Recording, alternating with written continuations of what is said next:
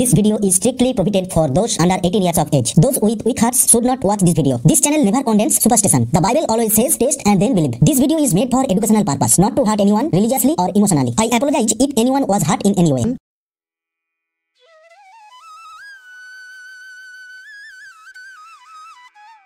Hello বন্ধুরা, সবাইকে জয় যিশু।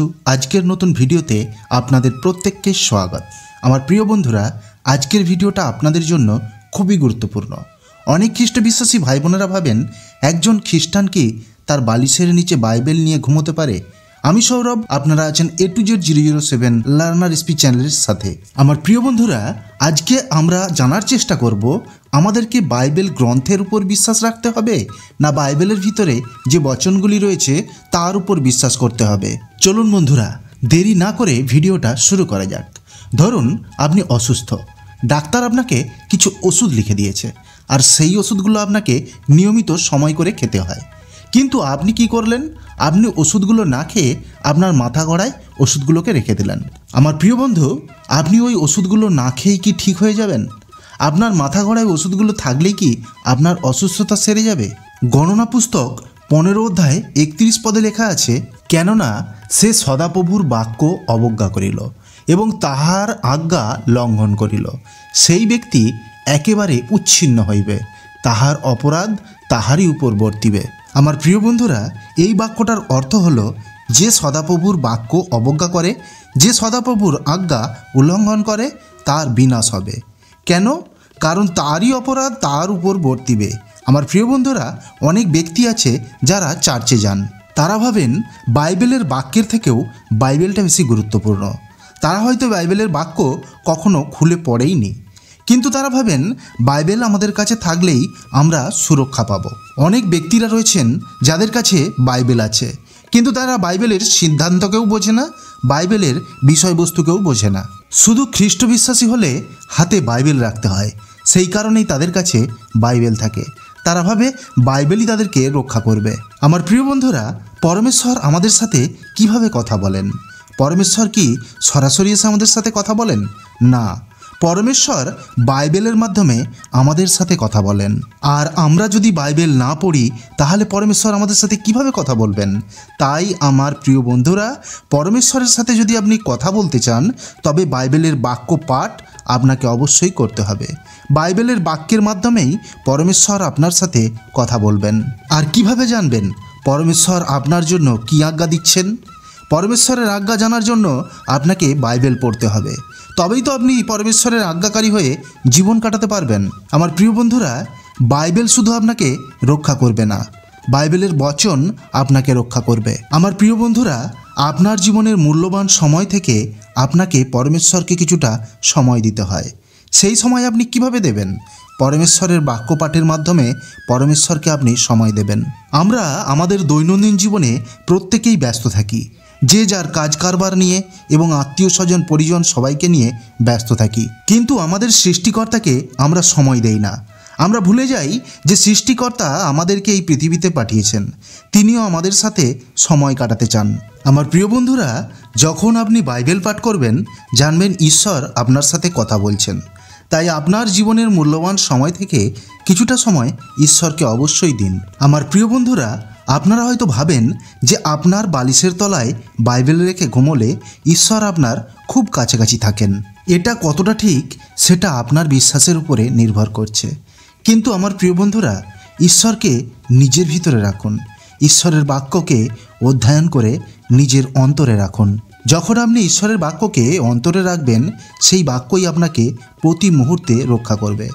আপনি যখন সমস্যায় পড়বেন কিভাবে জানবেন যে ঈশ্বর আপনার এই সমস্যায় আপনার পাশে আছেন? বাইবেলের বাক্য আপনাকে বলে দেবে যে ঈশ্বর আপনার সমস্যার সময় আপনার সাথে আছেন, কারণ ঈশ্বর বলছেন, আমি তোমাকে কখনো ছাড়ব না, আমি তোমাকে কখনো পরিত্যাগ করিব না। পরের বচন যোহন 5 অধ্যায় 24 পদ, সত্য সত্য আমি তোমাদিগকে বলিতেছি, যে ব্যক্তি আমার বাক্য শোনে ও যিনি আমাকে পাঠাইয়াছেন তাহাকে বিশ্বাস করে, সে অনন্ত জীবন প্রাপ্ত হইয়াছে এবং বিচারে আনিত হয় না, কিন্তু সে মৃত্যু হইতে জীবনে পার হইয়া গিয়াছে। আমার প্রিয় বন্ধুরা, আপনারা কি কখনো ভেবেছেন প্রভু যখন কথা বলতেন তখন প্রতিবারে বলতেন, আমি সত্য সত্য তোমাদিগকে বলিতেছি।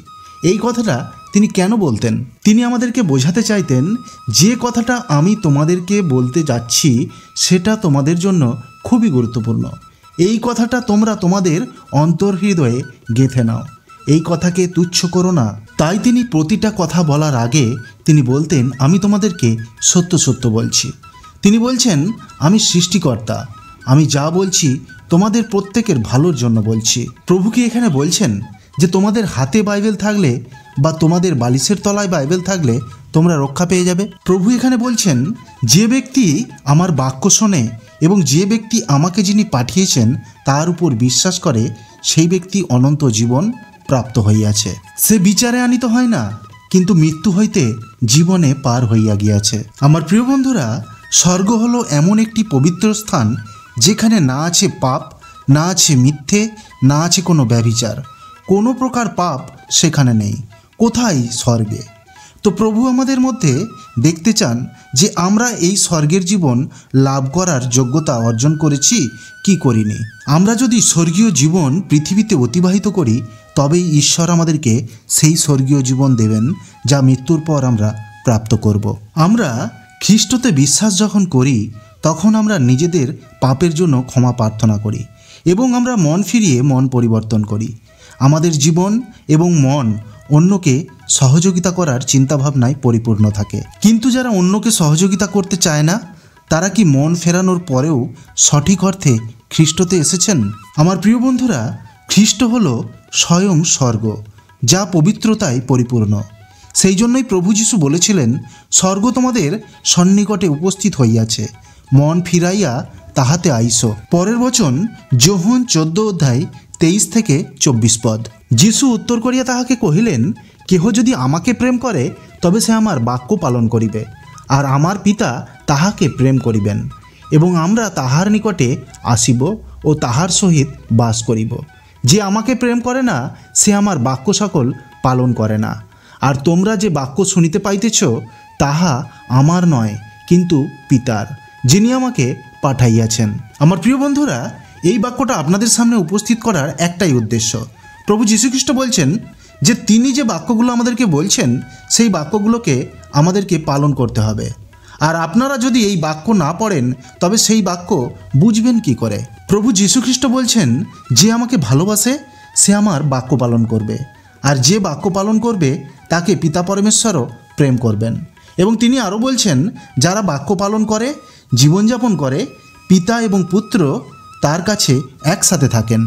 প্রভু যীশুখ্রিস্ট বলছেন, শুধু বাইবেল রাখলেই হবে না, বাইবেলের ভেতরে যে সত্য রয়েছে তাকে আপনাকে জানতে হবে এবং ঈশ্বরের আজ্ঞাকে আপনাকে পালন করতে হবে। দেখবেন অনেকে বাইবেল নিয়ে অনেক বড় বড় কথা বলে, কিন্তু তারা প্রভু যীশুকে ভালোবাসে না, অতএব তারা বাইবেলের বাক্যকেও পালন করে না। প্রভু যীশুখ্রিস্ট বলছেন, তোমরা যে সমস্ত বাক্যগুলো শুনছ সেগুলো আমার নয়, কিন্তু পিতার, যিনি আমাকে পাঠাইয়াছেন। অর্থাৎ আমরা যদি বাক্যকে মেনে চলি, বাক্যকে পাঠ করি, তবেই আমরা প্রভু যীশুকে প্রেম করি। আমার প্রিয় বন্ধুরা, বাইবেলকে আপনি ভালোবাসেন, সেই কারণে আপনি সবসময় বাইবেলকে সাথে সাথে রাখেন, এতে কোনো দোষের নেই। কিন্তু বাইবেলের ভেতরে যে নির্যাস রয়েছে সেই নির্যাসকে আপনাকে বের করতে হবে, তবেই আপনি ঈশ্বরের আশীর্বাদের পাত্র হবেন। বিপদে ঈশ্বর এবং পুত্র দুজনেই আপনার পাশে থাকবেন। যেখান থেকে আপনি সত্য, জ্ঞান এবং অনুপ্রেরণা পাবেন সেখানে আপনি টিকে থাকুন। যেখানে আপনার ভেঙে যাওয়া মন পুনরায় সংগঠিত হয় সেখানে আপনি টিকে থাকুন, কারণ প্রেরণাই আপনার ঊর্ধ্বগতির মাধ্যম। ঈশ্বর আমায় যতটা দিলেন ততটা আমি আপনাদের সামনে তুলে ধরলাম। যদি ভিডিওটা আপনাদের ভালো লাগে লাইক, শেয়ার, কমেন্ট করবেন। আর আপনি যদি চ্যানেলে নতুন হয়ে থাকেন চ্যানেলটা সাবস্ক্রাইব করে নেবেন, এতে ঈশ্বরের বাক্য প্রত্যহ আপনার কাছে পৌঁছে যাবে। আপনার নাম এবং সমস্যার কথা অবশ্যই লিখে জানাবেন, আপনার জন্য প্রার্থনা করা হবে। Be positive and think positive. ভালো থাকুন এবং অন্যকে ভালো রাখুন।